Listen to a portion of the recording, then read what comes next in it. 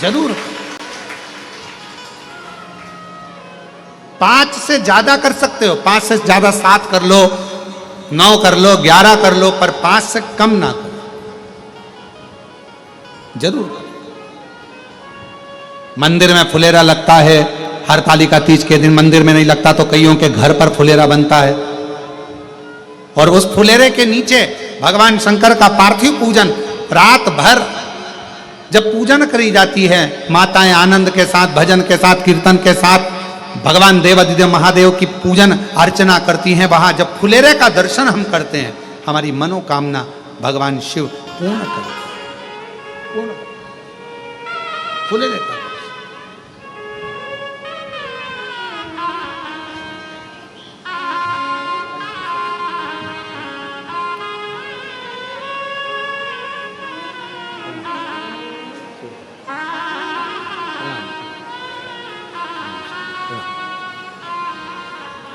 फुलेरे का दर्शन अवश्य करें।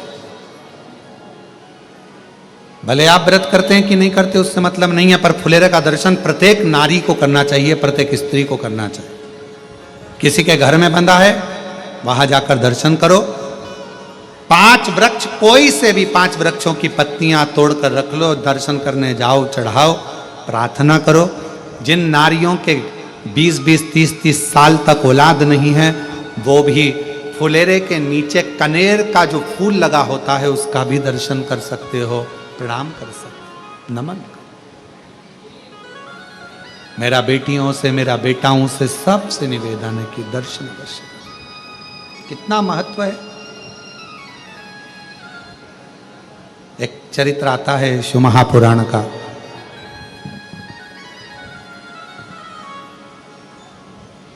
भगवान देवाधिदेव महादेव भगवान शंकर पार्वती जी को लेकर समुद्र के तट पर भ्रमण कर रहे थे। मां जगत जननी जगदम्बा पार्वती जी उनके साथ में घूम रही हैं, भ्रमण कर रही हैं। और मेरे भगवान भोलेनाथ, मेरे शिव, त्रिकालदर्शी, कैलाशी, अविनाशी भगवान शंकर, करुणा सागर, करुणा करने वाले भगवान देवाधिदेव महादेव भगवान शिव पार्वती जी को समुद्र के तट पर थोड़ी देर रोककर कहा कि पार्वती, मुझे भगवान नारायण की याद आ रही है और मैं दर्शन करने के लिए जा रहा हूं।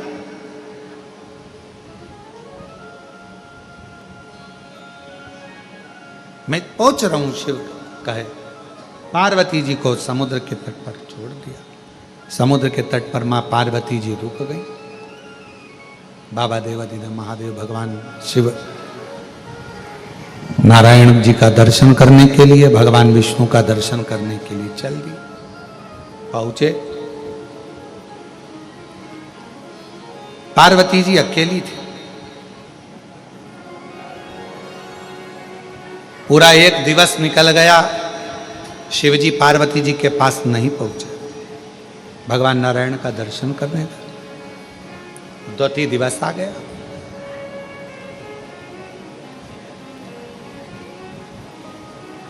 पार्वती जी को लगा कि आज हरतालिका है, जो मैंने बाल्यावस्था में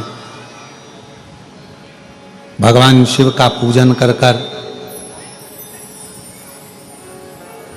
सब त्याग कर, मेरा एक नाम अर्पणा हो गया था, सब कुछ छोड़कर मैंने भगवान शंकर की आराधना करी थी। अपनी सहेलियों के साथ, अपनी सखियों के साथ, अपनी सखियों के साथ में बैठकर मैंने शिवलिंग की आराधना करी थी। और भगवान शंकर मुझे मिले, भगवान शिव मुझे मिले।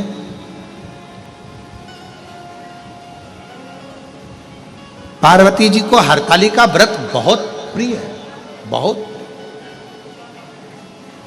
इसलिए शिव महापुराण की कथा कहती है, भगवान शंकर का चरित्र कथा है, जो हरतालिका तीज के दिन ये मां जगत जननी जगदम्बा अंबा माता पार्वती जी के ही मुख से निकली हुई वाणी और शिव जी के मुख से निकली हुई वाणी है, जो हरतालिका तीज के दिन जैसे मां जगत जननी पार्वती जी ने फुलेरे को बांधकर, फुलेरे का सुंदर स्वरूप बनाकर उसमें मुझे विराजमान कर कर मेरी आराधना करी थी, तो जो नारी, जो पुरुष जो संसार का मनुष्य फुलेरे का दर्शन करता है, शिव कहते हैं मैं पार्वती के साथ उसका कल्याण कर देता हूं, उसका भंडार भर देता हूं। फुलेरे पार्वती जी ने समुद्र के तट पर वृक्ष की पत्तियों को तोड़कर बालू का शिवलिंग का निर्माण कर कर, बालू के शिवलिंग का निर्माण कर कर पूजन कर। शिवजी नहीं आए, भगवान शंकर नहीं आए और पूजन कर रही है मां पार्वती।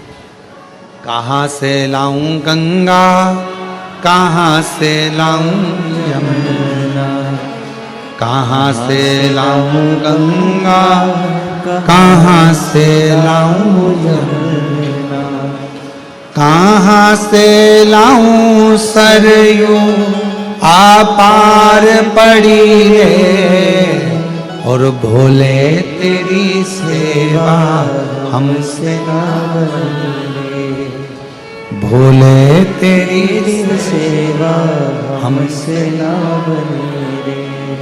कहां से लाऊं लड्डू, कहां से लाऊं पेड़ा, कहां से लाऊं लड्डू, कहां से लाऊं पेड़ा, कहां से लाऊं बर्फी वो शक्कर चढ़ी रे, और भोले तेरी सेवा हमसे ना बनी रे, ओ भोले तेरी सेवा हमसे ना बनी रे। कैसे सेवा? पार्वती जी के पास में कुछ भी नहीं, कुछ।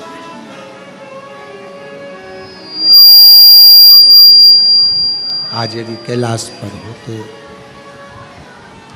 आज यदि कैलाश पर होते तो हरताली का व्रत करते।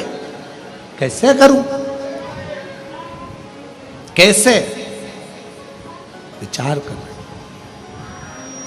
तब पार्वती जी ने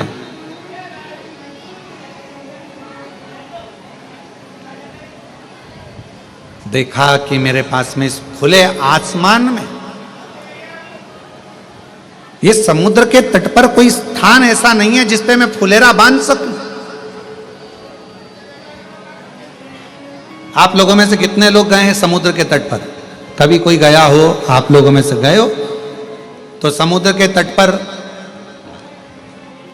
बिल्कुल लगा हुआ तो कोई बिजली का खंभा भी नहीं होता, कोई ऐसा स्थान भी नहीं जहां पर, हाँ आज के जमाने में वो आजकल समुद्र के तट पर छतरियां लगा लेते हैं, रेत में खोस लेते हैं, वो बात दूसरी। आज के समय में, उस समय पर कहां रहा? कैसे फुलेरा बांधो, क्या करा जाए? शिवजी भी नहीं है और आज हरतालिका है, मुझे पूजन करना है और पूरी रात्रि का पूजन होता है। प्रदोष काल से चालू हो जाता है तो रात्रि भर चलकर सुबह देवादिदेव महादेव का शिवलिंग का विसर्जन होता है। कैसे करो? तब पार्वती जी ने हाथ जोड़कर हृदय में संतोष धारण कर कर जो समुद्र मंथन में गौमाता निकली थी, उस गौमाता का स्मरण किया। हे बहुला, हे सुरभि, हे सुशीला,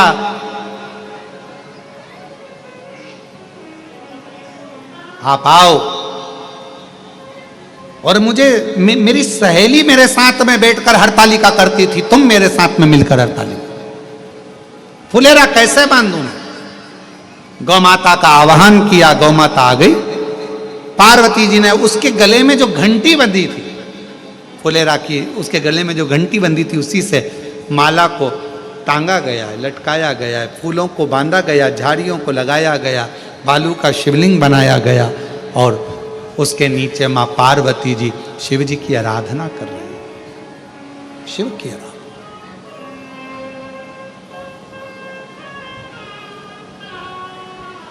कहाँ से लाऊं चंदा, कहाँ से लाऊं सूरज, कहाँ से लाऊं चंदा, कहाँ से लाऊं सूरज, कहाँ से लाऊं तारे, आकाश जड़े रे, और भोले तेरी सेवा हमसे ना बनी रे, और भोले तेरी सेवा हमसे ना बनी रे। कहां से लेकर क्या करें,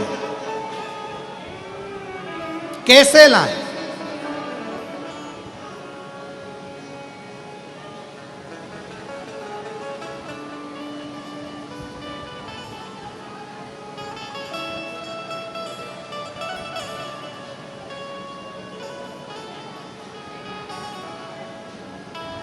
क्या करा जाए? गौ माता को खड़ा करा, फुलेरा बांधा गया और पूजन चालू हुई। रात्रि भर पूजन करी मां जगत जननी ने। गौ माता ने बड़े आनंद के साथ खड़े रहकर फुलेरा का दर्शन। समय भी सुबह हो गई। जो पार्थिव लिंग बनाया गया था बालू रेत का, उसका विसर्जन हो गया, निर्माल्य का विसर्जन हो गया। गौ माता को पार्वती जी ने हाथ जोड़कर विदा करने लगी।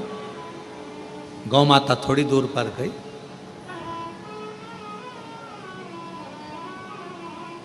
थोड़ी देर बाद शंकर भगवान का आगमन हो गया। शिव जी, भोलेनाथ जी आकर तुरंत पार्वती जी से बोले, पार्वती आपने हरतालिका नहीं करी? जिस हरतालिका व्रत से तुमने मुझे प्राप्त करा था, जिस हरतालिका व्रत से संपूर्ण जगत की स्त्रियां नारियां मनवांचित फल को प्राप्त कर लेती हैं, जिस हरतालिका व्रत से लक्ष्मी जी नारायण को पा जाती हैं, जिस हरतालिका व्रत से, हरतालिका तीज के व्रत से मां ब्रह्माणी सावित्री के रूप में आनंद पा जाती हैं, जिस हरतालिका तीज के व्रत से आद्य शक्ति या देवियां संपूर्ण ब्रह्मांड को आनंद के साथ संभाल लेती हैं, तुमने वो हरतालिका व्रत नहीं करा? हरतालिका तीज का फुलेरा नहीं दर्शन किया? पार्वती जी मुस्कुराकर बोली, ऐसा नहीं है कि मैं हरतालिका भूल जाऊं, उसी से तो आप मुझे मिले हो। मैंने हरतालिका तीज का व्रत भी किया, फुलेरा भी करा, पूजन भी करी, दर्शन भी करा। भगवान शिव कहने लगे, कोई प्रमाण? शिवलिंग था, विसर्जन कर दिया, निर्माल्य था, विसर्जन कर दिया, समुद्र की लहरें आई, सब धोकर चली गई। अब क्या तुम्हें प्रमाण दूं मैं? क्या प्रमाण? शिव जी कहने लगे, प्रमाण तो देना पड़ेगा। तो पार्वती जी ने देखा गाय ने मेरा साथ दिया था, गौ माता को बुलाया, हवाई लगाई। पार्वती जी ने, गौ माता इधर आओ, जल्दी आओ। शिव जी प्रसन्न हो रहे थे, हंस रहे थे। भगवान शंकर को मालूम था ये ब्रह्मा जी लेकर आए थे केतकी के फूल को और गौ माता को।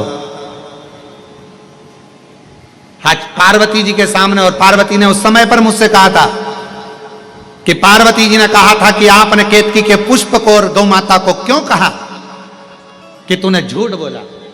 शिव जी ने कहा कि तू मुझे झूठा ठहरा रही थी, आज देख तू। और गौ माता आई। पार्वती जी ने हाथ जोड़कर कहा, गौ माता अपन ने पूरी रात हरतालिका का पूजन करा, व्रत करा, साधना करी, फुलेरा करा, दर्शन किया। बोल दे शिव जी के सामने कि हरतालिका का व्रत पार्वती जी ने किया। गौ माता ने मन में सोचा, इतना बड़ा व्रत किया, मुझे खाने को कुछ नहीं दिया, पूरी रात खड़ी रही फुलेरा लेकर, पूरी रात। गौ माता ने शिव जी के सामने पार्वती के लिए कह दिया, नहीं करा, नहीं। पार्वती जी की आंख में जल भर गया। री गौ माता,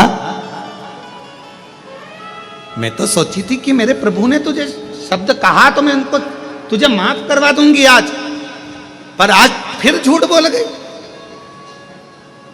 जा कलिकाल में, मृत्यु लोक में तो विचरण करेगी। अच्छा तो तुझे खाने को मिलेगा ही मिलेगा, पर साथ में लोग तुझे झूठा भी खिला देंगे, क्योंकि तू झूठ बोल गई है, तूने झूठ बोला है। झूठ, एक झूठ बोलने पर मनुष्य हो, गंधर्व हो, अप्सरा हो, चाहे देवता हो, अगर वो झूठ बोल जाते हैं तो उनको पृथ्वी पर आकर एक ना एक बार झूठन खाना ही पड़ती है। झूठन खाना पड़ता है, झूठ का इतना। तो जरा विचार करिएगा। कई लोग कहते हैं गुरुजी आज के समय में मोबाइल पर लोग इतना झूठ बोलते हैं, तो ये क्या झूठन खाते होंगे? हमने कहा जब किसी होटल में जाके चाय पीते होगे झूठे गिलास में, झूठे बर्तन में, भोजन नाश्ता करते होगे, तो वो झूठन खाने के बराबर तो हो जाता। झूठन खाने के बराबर। क्यों झूठ बोलना, क्यों झूठ करें? गौ माता ने हाथ जोड़े पार्वती जी के, निवेदन करा, कृपा करो, करुणा करो, दया करो, कृपा करो। तब भगवान शंकर जी ने कहा गौ माता से, मां सुनो गौ माता,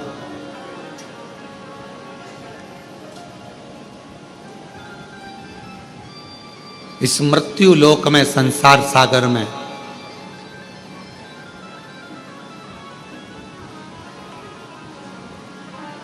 तुम पुनः अपनी योनि से भी अगर मुक्त होना चाहते हो